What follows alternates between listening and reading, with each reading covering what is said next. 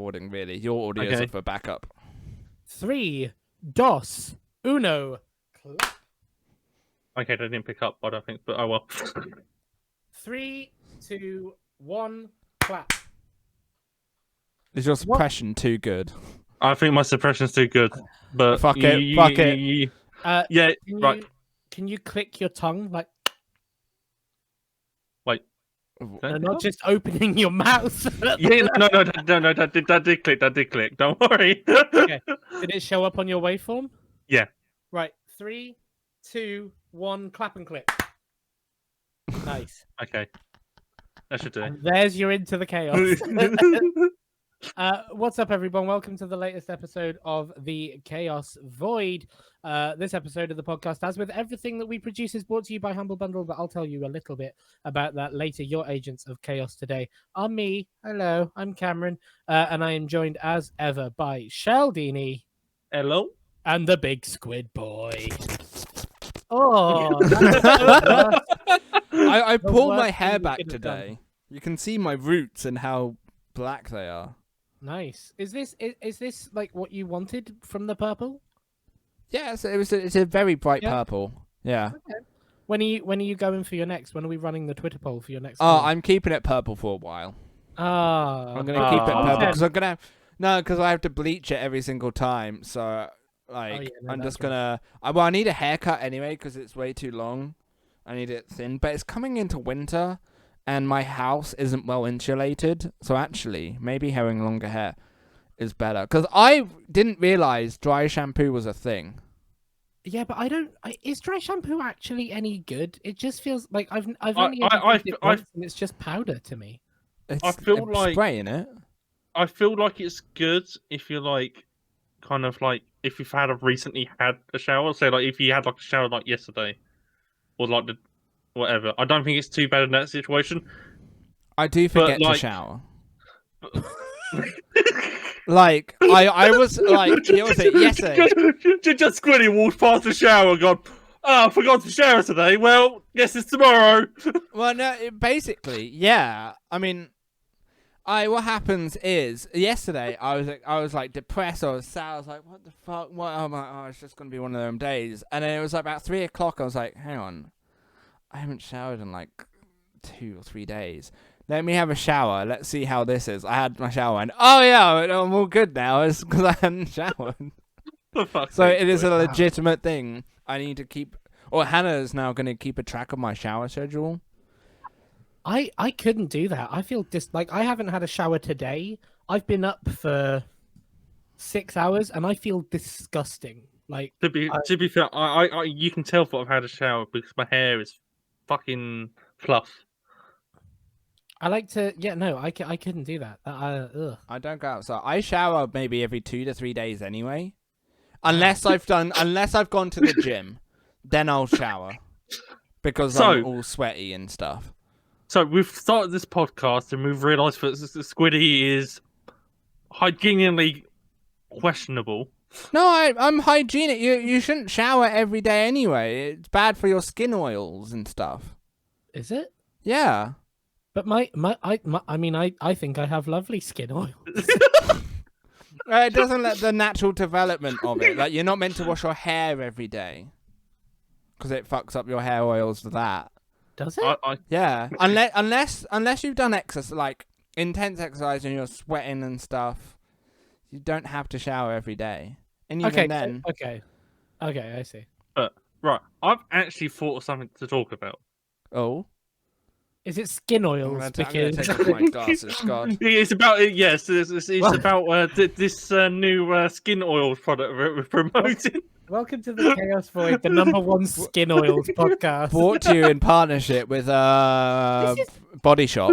This is what we should do each time with these. We should try and work out what our niche is. Because the first one was Madagascar. Madagascan podcast or what? What's he called? Charlie Dimmock. And hydration. Ground Force. Do you remember Ground Force? What a show! One of them was about Nick Knowles and Walt Davies possuming on a fucking Segway. That's Oh yeah. Last one was breaking NDA. Yeah. Oh, yeah. Yeah. Right. But so what's this week's episode, Sheldon? Hold on. Well, this one's about hair oil, skin oils and stuff. But Hold on. I want to jump in and make a tradition. Squiddy, I'm in a break in NDA now. Can you bleep me for the next 30 seconds? Go. Is that okay? All right. So bleep me from here. A few moments later. I realised that I think it was announced before the last podcast we did, but we didn't talk about it, and I feel like it's something that we could talk about. Was the fact that the Stream Deck got announced? What? The street. Yeah, What? Shit! Yeah, the Steam thing. Oh no, the Stream this- Deck. Steam the Deck. Steam Steam... Switch. Yeah, I was about to say Stream Deck. I'm like, why the fuck are we going to talk about a Stream Deck? Like, Right. oh, let's talk about Elgato's latest product. No, I meant the Steam Deck. But I don't know why I said stream. Just like I mean, to be Your fair, Twitch. Elgato, if you want to send us one to talk about, I'm just saying, we'll Like- sell the products. Elgato, I have one of your products. Like if you I can promote it or whatever. Wow, just I like- don't- I'll censor it. I'll censor it. that, because I bet you they love hearing people go, I could promote your products, maybe, whatever, someday, eventually. Like, Yeah, the But Steam no. Deck. Yeah, I think Yeah, the it's gonna Steam be a Deck. piece of shit. It's 60. It's 64 gig is the basic model. Games are so much bigger than that. can you expand it? Is it like SD card? The base one is 64 gig. The next one up for another £110. You can go up to a 250 gig NVMe SSD, and for another 110 on top of that, you can get the 512 gigabyte. Bear in mind You that can these add are a currently. micro SD. You Okay. can add a micro SD, and these are currently expected order of availability is currently after Q2 of 2022. That's okay though. You can get terabyte micro SDs these days. Like that's not awful. Yeah, it's not awful. However, I did read it somewhere. There was actually, because it's running on a Linux system. Oh Oh Oh god. my god, it's gonna be Right. limited on the games, isn't it? Yeah, because you can't run games like Rainbow Six Siege and stuff like that because of the anti-cheat and stuff. Doesn't allow Linux systems to play Rainbow Six Siege. So wait, Steam have gone out of their way to build a product that allows you to play your Steam library, but only the Linux, whatever, compatible games from it. Yes. So you Wait, literally hang would on, be wait, it's better off Steam getting a OS. Switch. Yeah. So this is what I've Steam got. OS. Okay, that's a Yeah. different thing. Yeah, but from what I currently understand is that I think out of the top 10 games currently, or that was popular on Steam at the time, only one of them was able to be played on that system. Oh wow, that's rough. From what I saw. I think it's late. I disagree. I think it's quite on time. I think that with the Switch having supposedly a Pro model eventually, It With does. Game Pass- This bit has been announced. no, like an actual Pro model, like an improvement in capability and storage. It's Nintendo. But the Switch is their biggest thing in fucking years. They're not. Yeah, you they're saw. gonna- No, don't get me wrong. Like the Switch itself is amazing, but it's the fact that they've gone right. Here's the upgraded version of Switch. What does it have? It has a better screen. and But a like- LAN for prime and LAN. Splatoon 3 gameplay. You got to have that zero ping Splatoon. Yeah, 25 frames Overwatch. I forgot how much ping affects Splatoon. Like, my bad. But It's then not like it's a shooter or anything. But then also the kickstand is genuinely a massive improvement. The little diddly one Yeah. at the back of the Switch is horrible. But it's just the fact that it's just like we partnered with AMD to create Stream Deck's custom APU, optimized for handheld gaming. It's a Zen 2 plus RDNA 2 powerhouse, delivering more efficient power. Delivering more than enough performance to run the latest AAA games in a very efficient power envelope. But the fact is, as I said, you can't run stuff that is considered like. So you won't be able to play stuff like Rainbow Six or stuff like that currently on it. Ooh, I think they said that they battery's not are. good. They yeah, and the battery ain't going to be naturally that great either. But the fact is that at the moment they're not runnable. They are saying that they are trying to find a look around for it, but it's the fact that, like, personally speaking, I wouldn't have announced that you're releasing a product and go, by the way, you know the really popular games, you can't play those, but if you want to play like Among Us, then yeah, you're fine. And the thing is, I think that this is going to be the way the industry goes for a bit. Like between Game Pass or xCloud game streaming, the Switch, PlayStation trying to get into that area, Netflix starting their gaming initiative, Amazon. Yeah, Amazon doing the same. Google Stadia. I was going to say Amazon's like New World, is it? Yes, that sounds about right. That's from what I've heard and having my partner's brother play it. He's said that given that they released, I will say, a beta for it, it was not really what you'd call a beta, given that basically people had chucked in like near enough 100 hours into it and had barely touched, like, they people who have played it for so long, saying that they've tried to progress it as far as they can and have gone, there's still bits I haven't done, there's still bits I haven't explored, and this is in a beta. That's good. There's been games where you play like beta and it's just like, by the way, you're 5 minutes an hour up. Now buy the full game for $19.99. It'll be out in the next like 12 and a half years. But yeah, I do feel like it's a step in the right direction.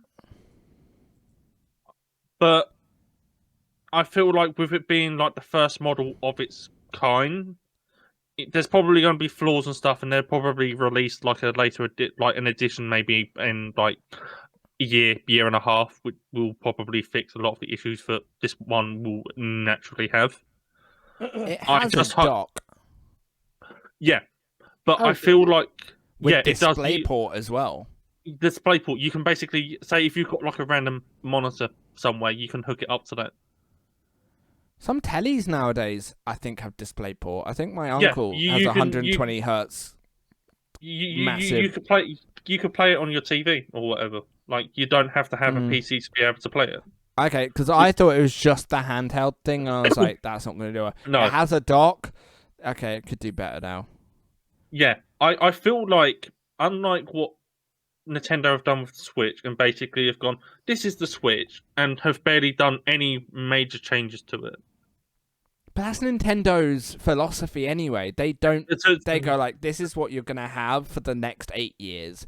Fucking like it. Apart from the Wii U, which was which was awful. But I mean, even the Wii U was around for 7 years, nearly. Like, yeah, but if Steam was to say like release like a revised edition a year and a half down the line, and go, right, we've ironed out the kinks of that one. This is what we've currently now got. Like, this should now do this. This should do this and this.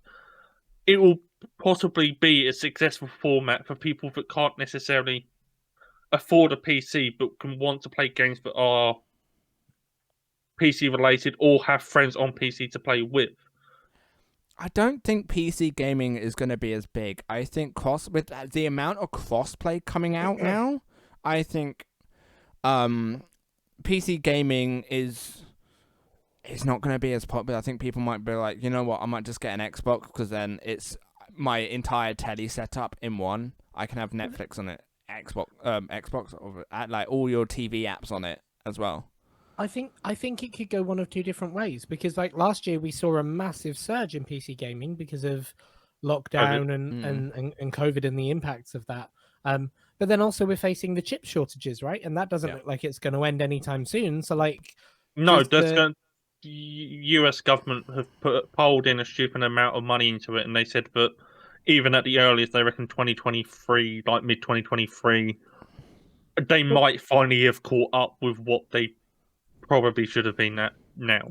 But then that works both ways, right? Because like if people can't afford those chips and they're not widely available, does that actually make PC gaming a little more accessible to some extent?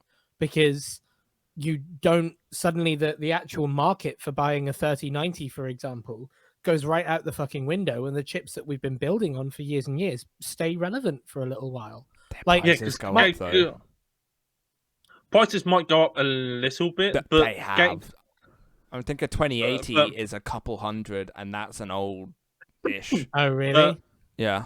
Oh shit. But like, there's probably is going to be a small stagnant in possibly like game development per se in kind of like graphic capabilities, because obviously games are going to want to produce the best graphics possible, but at the same time they're not going to want to produce something and go, oh yeah, we've got games with outstanding graphics and stuff like that, but you can't actually play it because no Unless one you have owns a 30 graphical. Yeah, I mean, that's where UE5 comes in now, because that looks a very powerful engine. Like, the demo they did for that was absolutely incredible. The fact that everything can have as many polygons as you want, and it doesn't impact performance. Didn't they test UE5 by putting like 3 million moving crabs or something like that? You know what? That's probably... Yeah. Probably, yeah. But yeah, UE5, I think any developments now in terms of game and computers is going to be largely software-based rather than hardware-based. I think we're reaching a limit in terms of we can add more RAM and stuff. And, this is where I think that cloud gaming might actually have a great deal of a future. Like, I know to some extent that it's all running on the same chips, it's just where those chips are invested at. But like, if xCloud succeeds as well as it's looking to, if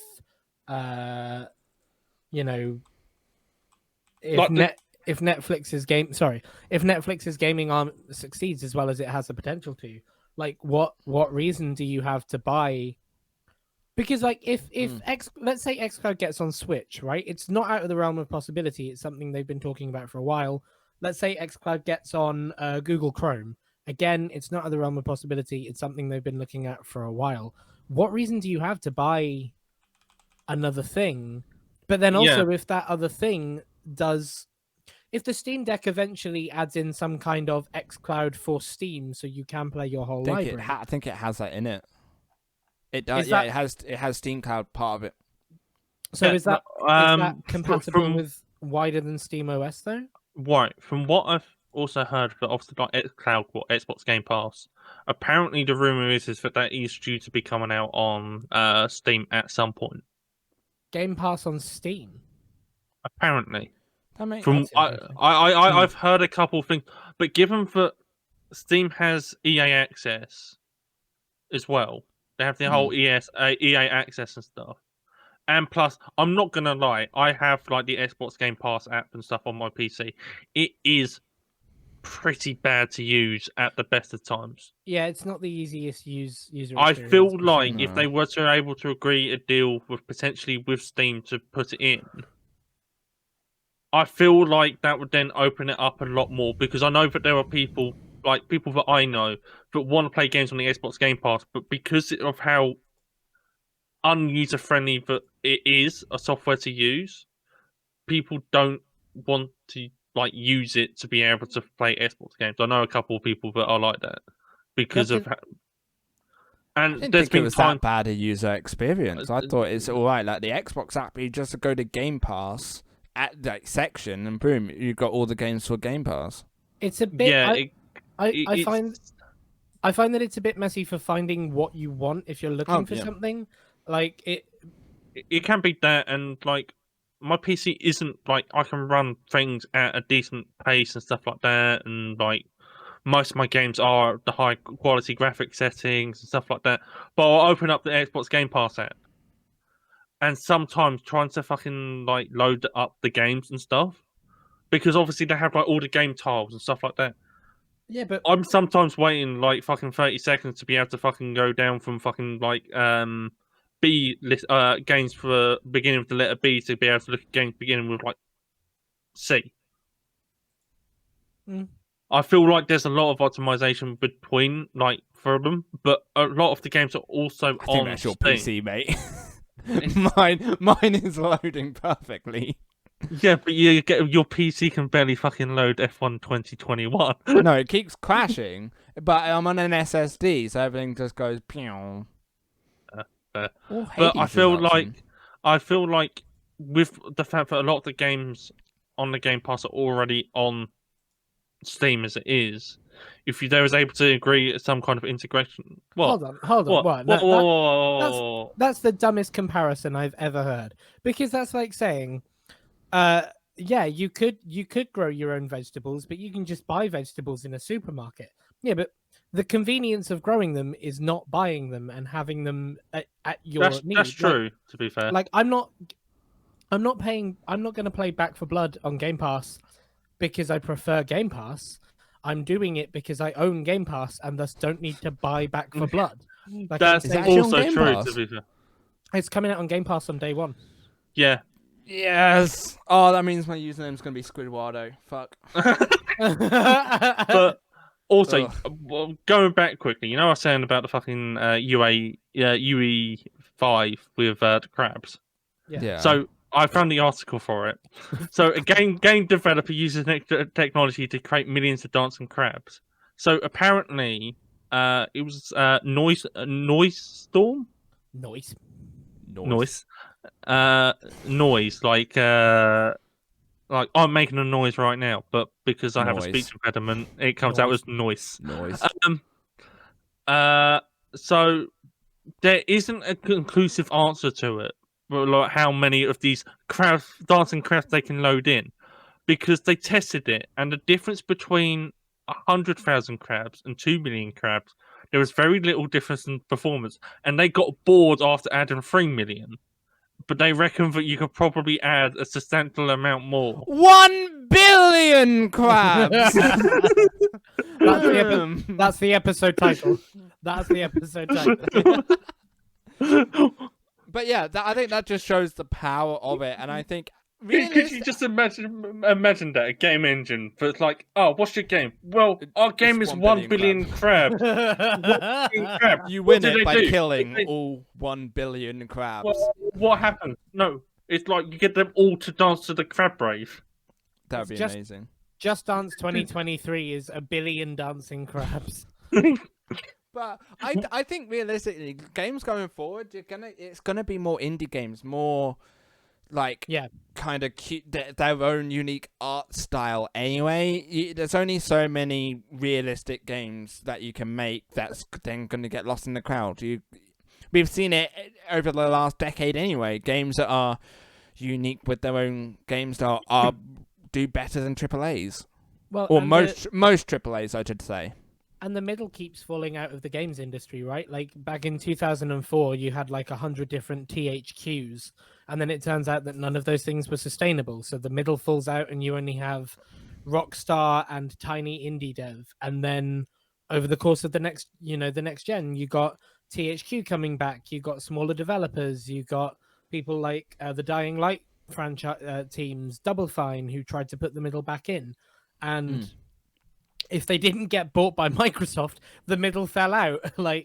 It won't happen. So okay, GTA 6 probably won't turn up for another 5 years, but it'll be the biggest quadruple A immersive you can live here experience. Yeah. But it will only come around like once a generation now, and that's the price you pay. Also got to look at it. You look at some of like the more popular games in like recent times where people like have fallen into like trends and stuff. Because Phasmophobia isn't produced by a massive company. No.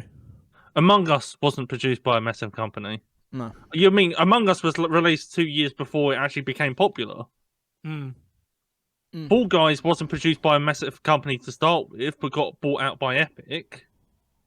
Fall Guys weren't expecting the success they got. I think I had friends who had friends who worked who were developers on the game, and they were like, cool. They did not anticipate the pace of it, and they're like, they had to invest in a bunch of servers to keep demand up. Like, don't get me wrong, obviously Rare have produced games like themselves before, with obviously can't think of any of the game names right now. Like Banjo and Kazooie and stuff like that, they have had successes elsewhere, but Sea of Thieves has brought a new life to Rare as a company. Like they had originally found like a market, kind of. Let's be fair, when you ask what has Rare produced in like the last 10 years, It'd be that and Viva Pinata. Yeah. Classic game. and let's be fair, and not just that, a lot of games companies now, with the ability that people can regularly update games, are not only looking at like either making new games, but building a game and then constantly looking to update it and make the game better. Yeah, and they're also looking to put out an absolute dog shit cornerstone of a game and make it better in retrospective. I'm looking at you, Marvel's The Avengers. Yes, I am tempted to buy. I thought you were gonna say No Man's Sky. To be fair, I was gonna say No Man's Sky, but to be fair, Sea of Thieves was exactly the same. Yeah, and there's so many other examples like Sea of Thieves, Rainbow Six, For Honor before that, No Man's Sky, now Marvel's The Avengers. And the bit that I hate is that I've got a friend, Yoyen, shout out Yoyen, I hope you're good, man, who me and him joke about this kind of shit all the time. We send each other fun Snapchats and we'll go, oh, when's this game going to die? And then a year later, I'm like, fuck, I am kind of tempted to buy that. Like, I've played Sea of Thieves since the Pirates of the Caribbean thing. I'm even more tempted to. I can't wait for it. I'm so tempted with the Black Panther expansion pack, and a little bit of me hates myself for it because it shouldn't happen, but they look good. No, but as I said, like for me, like because I was talking about it with a friend last night. To be fair, given that I had played Sea of Thieves since the close beta, I played it from such an early stage. And I didn't. I just see the fucking wiggles. Keep going. Yeah. Camera's really fucking distracted. My internet's glitched. I'm stuck in this loop. Okay. So. For fuck's sake. Right, I'm gonna have to click off the camera so I'm not distracted. So from the fact that see if it's the fact that I know that you're both still doing it while I'm got the cameras both fucking down, say what you want to say. There's stop wiggling. This is an audio show, for fuck's sake. So it's the fact that I played Sea of Thieves from such an early stage that obviously where they naturally added updates and stuff, I think I took them a bit more for granted and stuff. Because it was just like the game was naturally getting better, but I was obviously only seeing like the small changes to start with. So like the game at the very basics was very basic and stuff, and then they're like, oh, we've added the storyline in. Oh, we've added in merchant alliances. We've added in the Pirates Live DLC. Can't wait to see what else they add in the future. But I started a whole new account just to kind of like complete the game, kind of like complete like all the different achievements and stuff. And I've realised now how much the game has improved, like quality of life wise. That new players, like when I first started playing, there wasn't even a tutorial level. I had to learn everything from scratch. Like a real pirate. Like a real pirate, I had to learn everything from scratch. I had to learn how to use the cannons and stuff. I had to learn how to fucking repair the boat. I had to learn where to find the fucking booty. But like I was like replaying through it, it's like this is so much easier. It's so much more accessible than it was in the first place. It's a lot more enjoyable now. I could play the game quite easily from like the moment I wake up to the moment that I go to bed, and it wouldn't feel repetitive. I would enjoy every moment of it. But when I first played it, I could probably play it for an hour or two, and then I'll get bored of it because it was just sailing around, not really doing much. But now there's like Megs, there's Krakens, there's like obviously you have the player ships, you have the tall tales to do if you want to do them. There's the different loots. They've added in the Devil's Roar, which then added more difficulty with volcanoes and stuff like that. And it's funny, isn't it? When you go back and look on games that you got so used to playing in a certain form, you kind of forget what they look like without those things. A couple examples that come to mind for me are Minecraft and Pokemon Go. Pokemon Go is, a world away from what it was when it launched. But you think about the amount of people who ran across Tower Bridge for a Snorlax, like, and it's funny, but like that. Niantic, add back in fucking Pokemon tracking, you bitches. Wow. Wow. It is still Calling Pokemon them tracking out. is still in the game. It's just you have to be in very rural areas to find them. Yeah, but you know what I meant. No, I know. Like I remember when literally everyone go onto like the website and go, "There's a cipher, run!"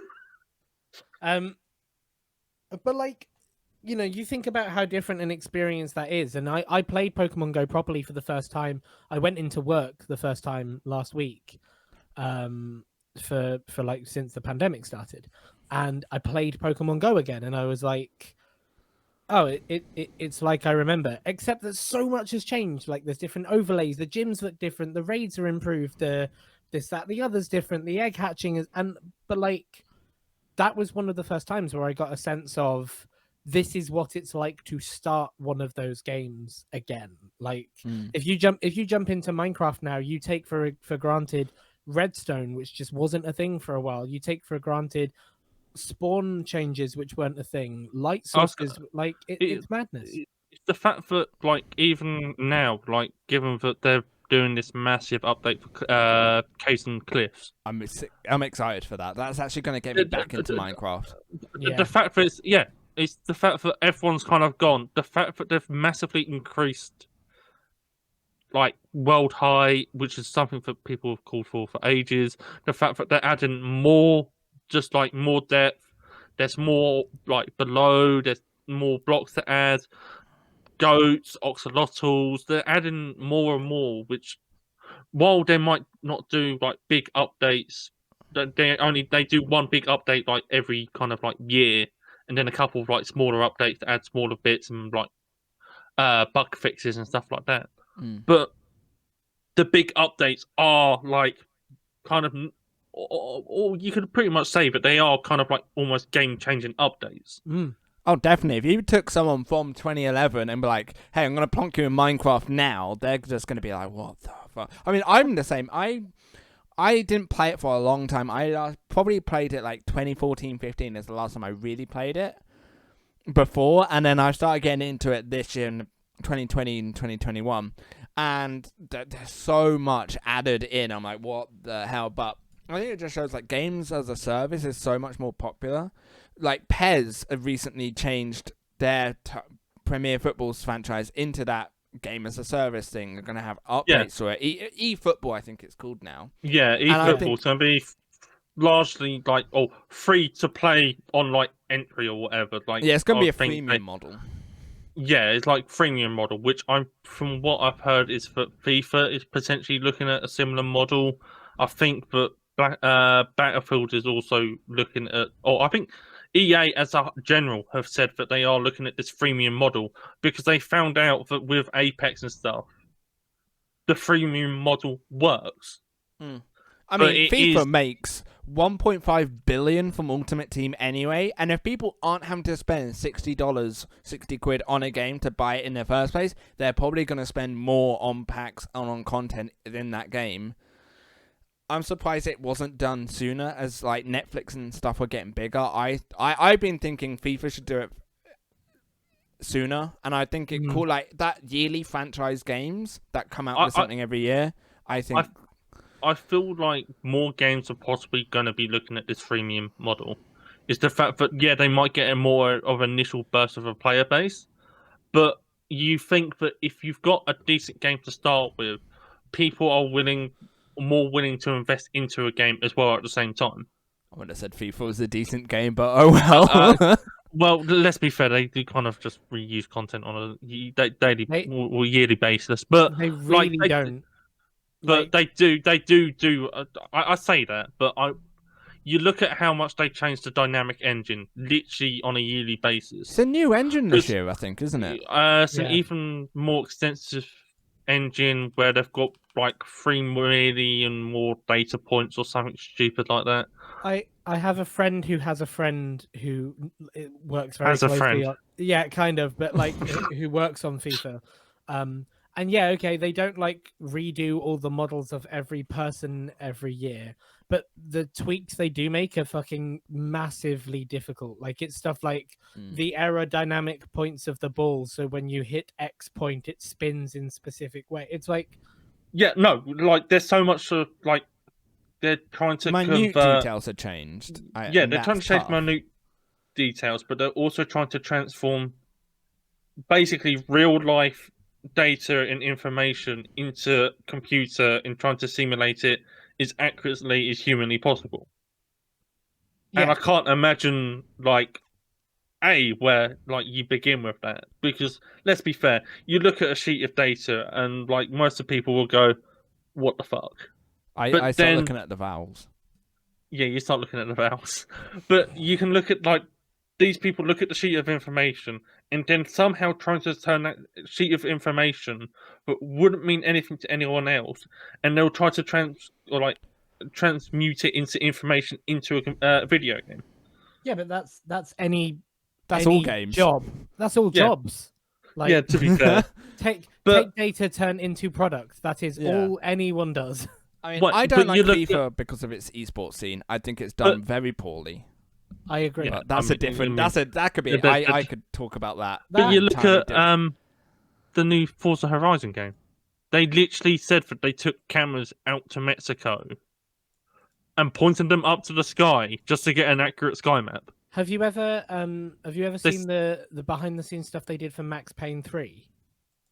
No. Oh, I've seen the behind the scenes of Destiny and how they did all the gun sounds of that. yeah. Cool. And we had a bit of that for Overwatch as well, what they're doing with all the new gun sounds as well. So I think as we're getting to the end of this episode, what we've discovered is we've defined what a job is. Yeah. Is So- really To summarize, too long didn't read. Welcome to the world's biggest skin oils podcast. We hope you've had a lovely time. 5 million crabs, 1 billion crabs, billion. and A billion crabs. and that's a job. That's what a job is. So literally the title is going to be Skin Oil, 5 billion crabs, job. Yeah. Cool. I said I'd tell you about Humble Bundle later, and then I totally forgot to because we got into this. But Humble Bundle is a great way for you to support good causes and video games at the same time if you like both of those things. And you're a good human. Of course, you like both of those things. There is a link in the description of this show where you can go and get yourself games from Humble Bundle, whether it be in their store or their actual bundles, or whether it be an ebook or software, or all one of the many wonderful things that they sell. If you do that, you will be supporting great places, and also we would get some support as well, and we would really like that. There is no pressure to do so, though. We know money is a difficult thing for lots of people. If you want to spend money on us in other ways, and only if you want to, you can buy us a coffee, or now you can subscribe to us on Twitch, because we got affiliate, boys. And you'll see various benefits for doing both, but again, absolutely no pressure. And just thank you for being here. We hope you had a lovely time. I'm gonna now destroy these two boys' brains. These two boys' brains with some 20 questions and owl 20 questions. That'll be a different video. Ooh. Come along and have a watch of that. But thank you very much for coming along. Come into our Discord. We are a welcoming esports space for you to gain coaching, gain friendships, improve, and enjoy your favorite esports video games, all in a safe and accessible place to do so. Because we know that esports can be a bit difficult to get into sometimes, and not the most welcoming of places. That was a lot of words. Stay chaotic. Fuck off. Yeah.